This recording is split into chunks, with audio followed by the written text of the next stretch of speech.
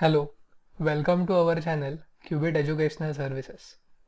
In this video we are going to solve multiple choice questions from definite integrals and their applications. Let's begin with the first problem. Integral from 0 to 1 of x squared upon 1 plus x squared with respect to x is equal to. Let us write down the given integrand, which is x squared upon 1 plus x squared. Observe that if we now add and subtract 1 from the numerator here, we will get the following: x squared plus 1 upon 1 plus x squared minus 1 upon 1 plus x squared equal to x squared plus 1 will get cancelled, and therefore the first term will be 1 and the second term will be 1 upon 1 plus x squared. Therefore, the integral of x squared upon 1 plus x squared dx from 0 to 1 will be equal to integral of 1 minus 1 upon 1 plus x squared with the limits 0 and 1. Now if we integrate 1, we will get x, and if we integrate 1 upon 1 plus x squared, we will get tan inverse of x. Do not forget that this is a definite integral problem, so should write the limits here. First, let us substitute the upper limit on x, which is 1. That will give us 1 minus tan inverse of 1 minus, now the lower limit, 0 minus tan inverse of 0. Tan inverse of 1 is pi by 4. 1 as it is. Here we have 0 and tan inverse of 0 is also 0. Hence, the answer is 1 minus pi by 4, which is option D. Next question. The integral of cos of log x upon x with respect to x as x goes from 1 to 3 is equal to. Let us write down the given integral, that is 1 to 3 cos of log of x upon x dx. Observe that here we have a composite function where inner function is log and the outer function is cos. Whenever the integrand consists of a composite function, we always check whether we have the derivative of the inner function, so that we can use the integration by substitution. Inner function is log of x, its derivative is present in the integrand, that is 1 upon x. So we will pick the substitution log of x equal to t. Therefore 1 upon x dx will be dt. Let's now talk about limits. As we are changing the variable of integration from x to t, the limits will also change. Limits on x are 1 and 3. The substitution says t equals log of x. Now if x is 1, log of 1 is 0, so t will be 0, and if x is 3, then t's upper limit will be log of 3. Therefore, the given integral will be equal to integral as t goes from 0 to log of 3 cos of t dt. Integral of cos is sine with limits 0 and log of 3. First, let us replace t by the upper limit, which will be sine of log 3 minus sine 0, 0. So the answer is sine of log of 3, option C.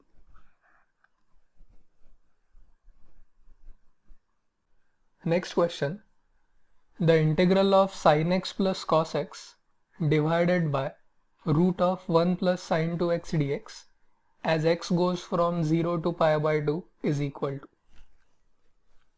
To solve this problem, we first focus our attention on the term inside the root, which is 1 plus sine 2x. If we replace 1 by cos squared x plus sine squared x and sine 2x by 2 sine x cos x, which is the double angle formula, we can now say that 1 plus sine 2x is the expansion of cos x plus sine x bracket square. Note that if you expand a plus b bracket square, you will get a squared plus 2ab plus b squared. And here we have done the same thing. If you replace cos x by a and sin x by b, then a squared plus 2ab plus b squared will be a plus b the whole square. Therefore, root of 1 plus sine 2x must be equal to root of the bracket squared, which will be cos x plus sin x itself. Therefore, the given integral will now be equal to integral from 0 to pi by 2. Numerator is sin x plus cos x. The denominator is also sin x plus cos x dx. As the numerator and the denominator of the integrand are identical, we can cancel them, which will give us the integrand as 1, 0 to pi by 2. Integral of 1 with respect to x is x. Limits are 0 and pi by 2. So our answer will be pi by 2 minus 0 or pi by 2. That is option C. Next, integral of e raised to x into 1 upon x minus 1 upon x squared dx as x goes from 1 to 2 is equal to.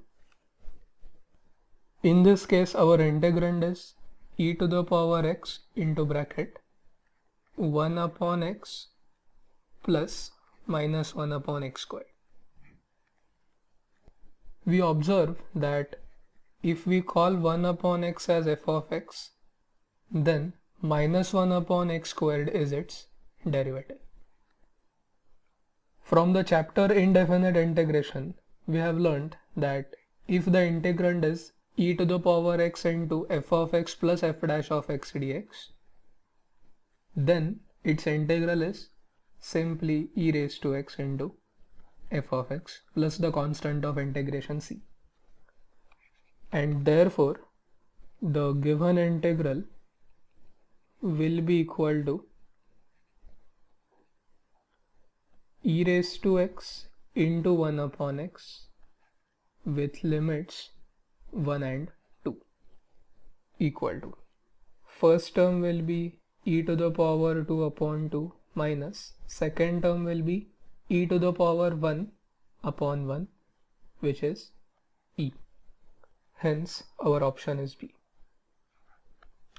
So this problem consisted of two parts. The first part was very crucial, where you had to identify the problem type. And the problem type was e raised to x into f of x plus f dash of x's integral. If you know that it is equal to e raised to x f of x, then the second part was simply substituting the upper limit and the lower limit in the integral and getting the value of the definite integral. The value of the integral sin cube x into cos squared x dx as x goes from minus pi to pi is equal to. This problem is based on the properties of definite integrals.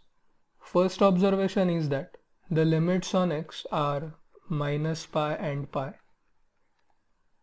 And second observation is the function sin cube x is an odd function and the function cos squared x is an even function. From the algebra of odd and even functions, if you multiply an odd function by an even function, you will get an odd function. Now we recall the property that if f of x is odd, then the integral of f of x as x goes from minus a to a is 0. Our integral satisfies all the requirements for this property. Limits should be equal and opposite, and the function should be odd. In our case, f of x is product of sine cube x and cos squared x, and a is pi, so the limits will be minus pi to pi, and therefore the value should be equal to 0. That is option D. For those who did not understand that sine cube of x is odd and cos squared x is even, we recall the definitions of odd and even functions. A function g of x is odd if g of minus x is minus g of x for all values of x in its domain, and we call a function even if it satisfies the property g of minus x is equal to g of x for all values of x in its domain. If you go back to the theory of trigonometric functions, sin x is odd and cos x is even. Now let us talk about the powers of sin x. If we have sin squared x, which is the even power, then it is not odd, it is even, because product of two odd functions is an even function. However, if we have sin cube of x, then it is odd, and that's the reason why sin cube of x is odd. It doesn't matter what power of cos x you take, it will always remain even, and product of an odd function and an even function is always odd. Let's go to the next question now. Integral of 1 upon 1 plus root of tan x dx as x goes from pi by 6 to pi by 3 is equal to.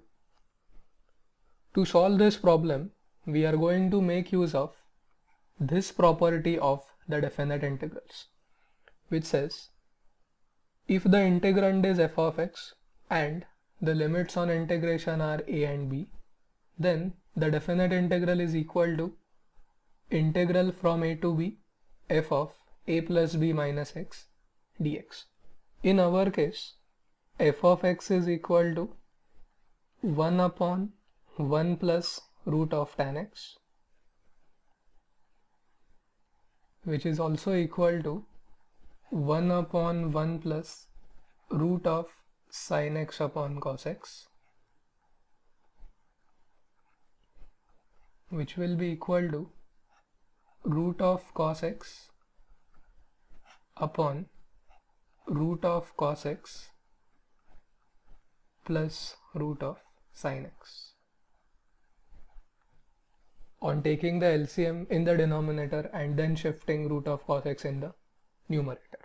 Secondly, a is pi by 6, which is the lower limit, b is pi by 3, which is the upper limit, and therefore a plus b will be equal to pi by 6 plus pi by 3, which is pi by 2. Therefore, the given integral, let's call it I, will be equal to integral from pi by 6 to pi by 3 f of a plus b minus x dx, which will be pi by 2 minus x dx equal to pi by 6 to pi by 3. Now we will make use of the properties of allied angles. We have already simplified f of x, So now our job is to replace x in this particular function by pi by 2 minus x. We recall that cos of pi by 2 minus theta is sin theta and sin of pi by 2 minus theta is cos theta. So f of pi by 2 minus x will be equal to root of sin x divided by root of sin x plus root of cos x dx. So this integral is also equal to I, and if we now add the original integral and our new integral, we will get 2 times I equal to integral from pi by 6 to pi by 3 root of cos x upon root of cos x plus root of sin x plus root of sin x upon root of sin x plus root of cos x. Observe that both these functions have the same denominator, and if you then add their numerators, that will give us root of cos x plus root of sin x. So we now have root of cos x plus root of sin x in the numerator and the same function in the denominator as well.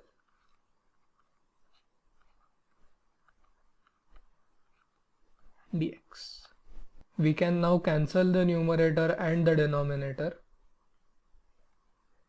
and therefore 2I will be equal to integral of 1 as x goes from pi by 6 to pi by 3 dx.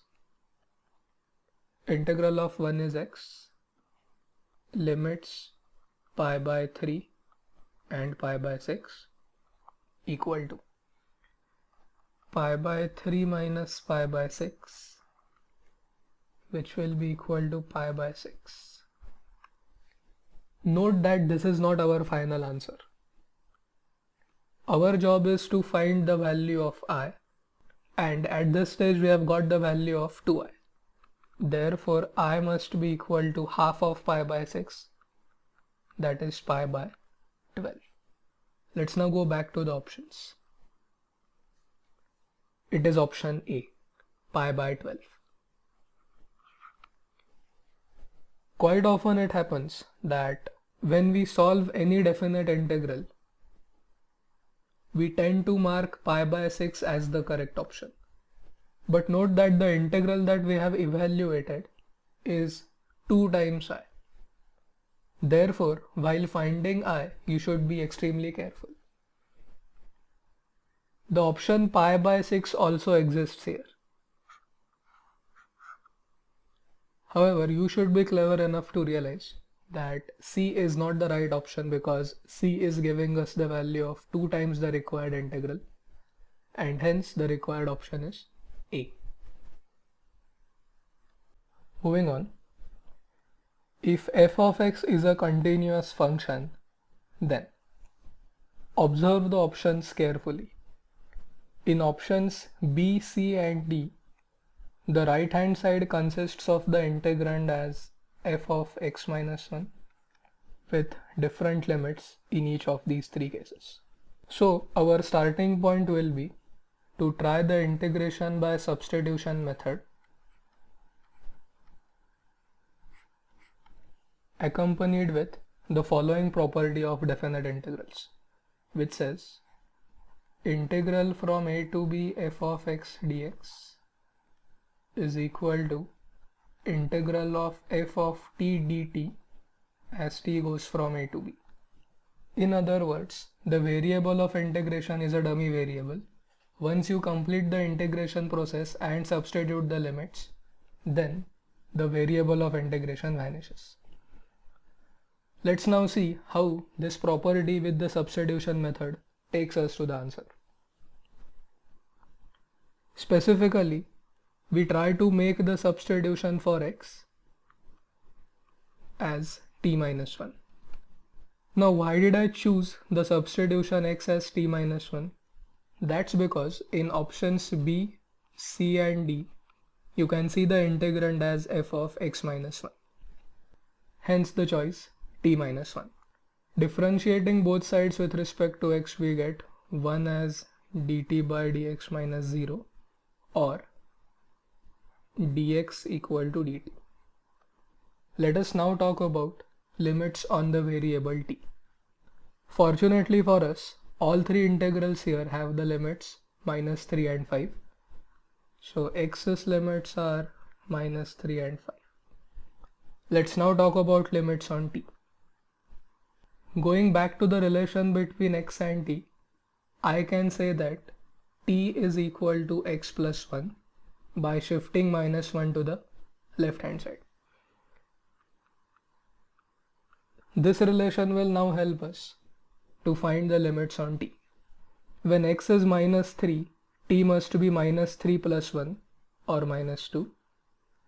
And when x is equal to 5, then t must be 5 plus 1, that is 6.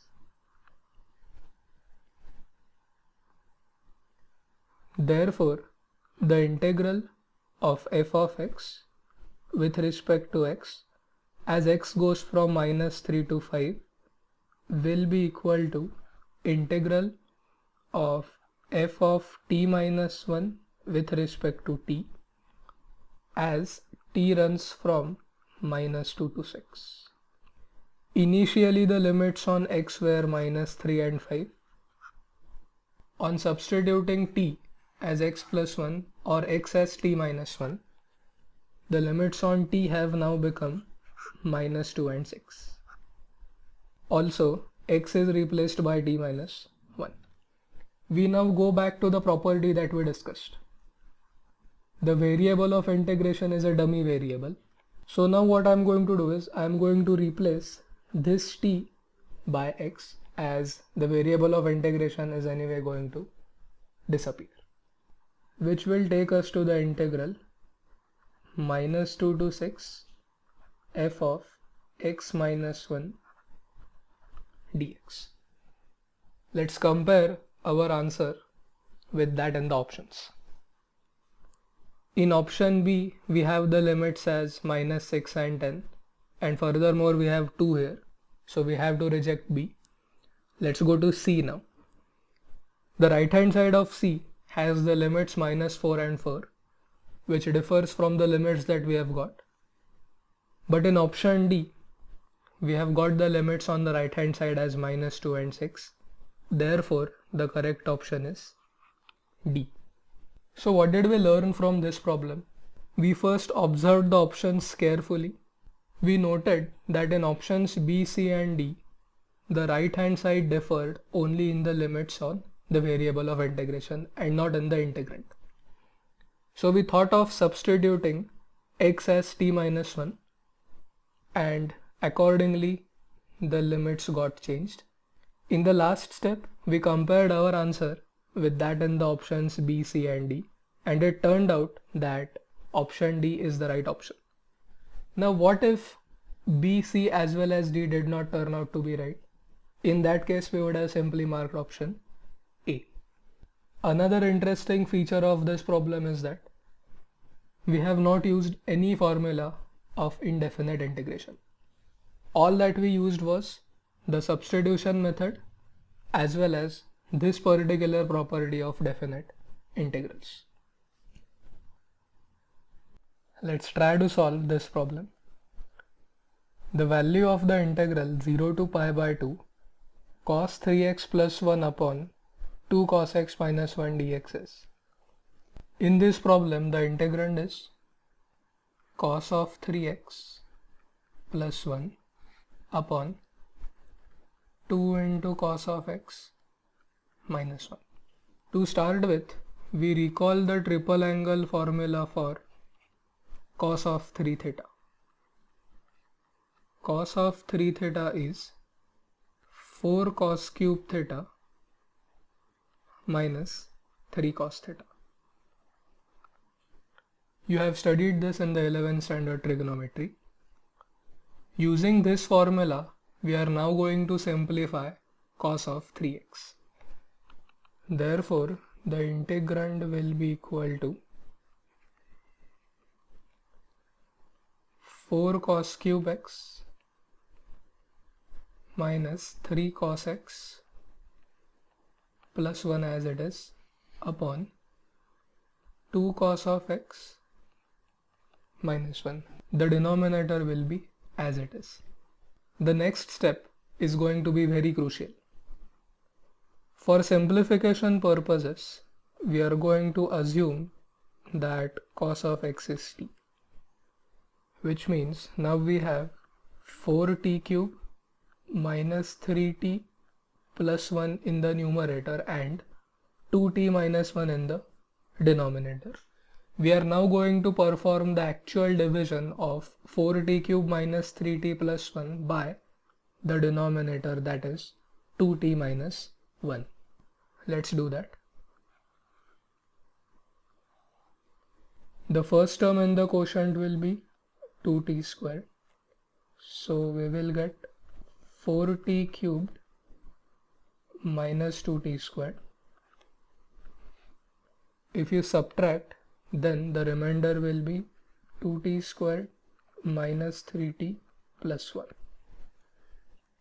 The next term in the quotient will be plus t,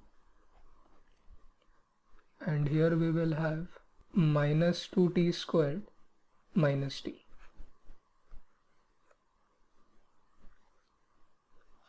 Plus 2t squared minus 2t squared will give us 0. Minus 3t plus t will give you minus 2t plus 1 as it is. The last term in the quotient is now minus 1 minus 2t plus 1, which will give us the remainder as 0. Now this result is extremely important.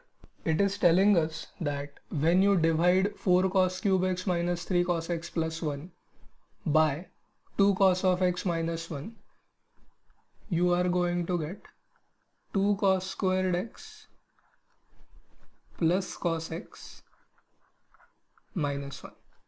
It is the same quotient here with t being replaced by cos x. Once you succeed in reducing the integrand as a fraction to a polynomial in cos x, then our job is done. Therefore, the given integral will be equal to limits are 0 and pi by 2.